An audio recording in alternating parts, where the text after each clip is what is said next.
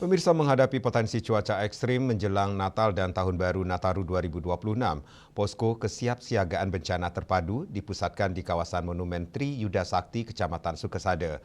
Posko ini menjadi pusat komando dan koordinasi lintas sektor untuk memastikan penanganan bencana berjalan cepat, terpadu, dan terarah.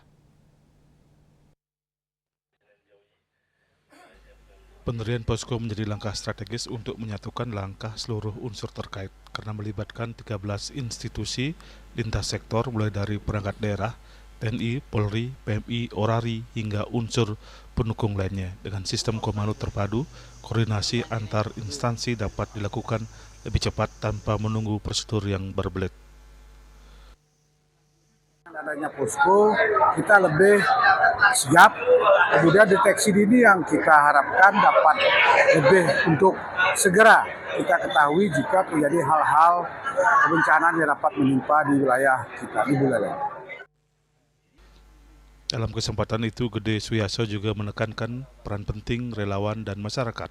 Ia menyebut kerja-kerja BPBD tidak akan optimal tanpa dukungan relawan desa tangguh bencana dan partisipasi aktif warga di lapangan.